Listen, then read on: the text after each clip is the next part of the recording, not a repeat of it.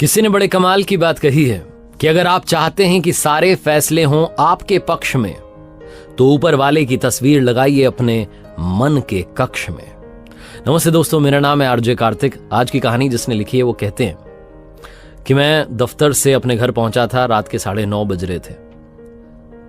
हल्की हल्की बारिश हो रही थी। ऑफिस की कार से जो ड्राइवर था वो मुझे छोड़ के जा चुका था। मैं घर में पहुंचा तो अचानक सरदर्द बढ़ गया। घर में मेरे सिवा कोई था नहीं। बीवी बच्चे अपने नानी के यहाँ गए हुए थे। तो मैं दवाई ढूंढने लगा सरदर्द की, लेकिन मुझे मिली नहीं। मैंने सोचा पास में दुकान है, जाकर के ले आता हूं। बाहर निकला तो बारिश थोड़ी बढ़ चुकी थी। गाड़ी थी नहीं, ड्राइवर था नहीं। तो मैंने रिक्शा वाले को आवाज दी। वहीं पास में मंदिर का काम चल रहा था, उसमें वो रिक्शा वाला जो था वहीं मंदिर के ही जो प्रांगण था उसमें ही वो रहता था और सुबह शाम रिक्शा चलाता था। रिक्शा वाले भाई साहब मेरी तरफ आए। मैंने उनसे कहा कि दवाई की दुकान तक चलना है। उन्होंने कहा ठीक है। 50 रुपए मुझे बताए। हम चल दिए। लेकिन वो रिक्शे वाले को मुझे देख करके लग रहा था कि बंदा बड़ा परेशान है, उसकी हालत ठीक नहीं है।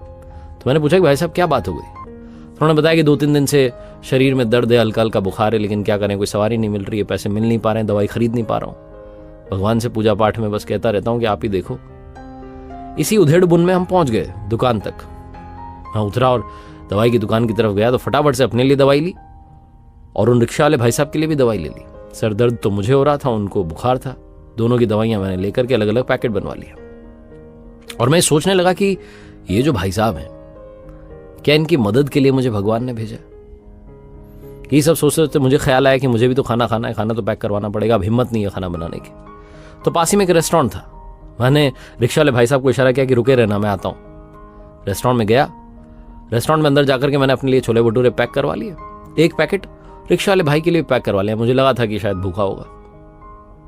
दोनों पैकेट पैक करवा करके दवाई खाना सब लेकर मैं पहुंचा, रिक्शा में बैठा।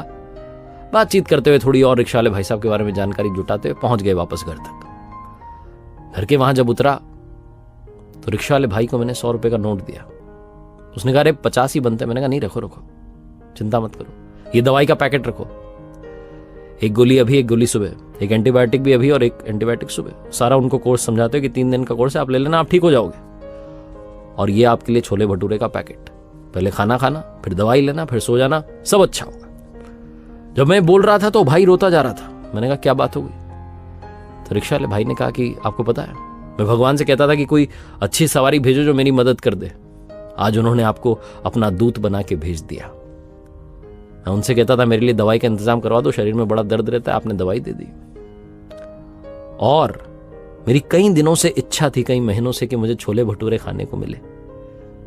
आज आप छोले भटूरे लेके आ गए। मैंने तो आपसे कहा भी नहीं था। सब वो करवाता है, वो प्रभु की इच्छा, प्रभु की इच्छा, ऐसा कहते जा रहा था। और मैं सोचते जा रहा था कि मैं जिस रेस्टोरेंट में गया वहां मेन्यू में इतने सारे ऑप्शंस थे। थाली थी, समोसा था, कचौरी थी, डोसा था, सब था। मैंने छोले भटूरे क्यों उठाए? शायद वो अपने भक्त की इच्छा पूरी करवाना चाहता था। कहानी बहुत छोटी है, लेकिन सार ये है कि जीवन में कभी भी किसी भी परेशानी में हो तो घबराना मत, उस पर विश्वास रखना। वो अपने बंदे को, बंदी को, अपने दूत को, अपने सच्चे भक्त को आपके पास में जरूर भेजेगा और आपकी मदद करवाएगा। वो आपके पास किसी न किसी रूप में चले आते हैं। कई बार हम उन्हें पहचान नहीं पाते। एक बार फिर से वही बात जो अक्सर आपसे कहता हूं, कर दिखाओ कुछ ऐसा कि दुनिया करना चाहे आपके जैसा।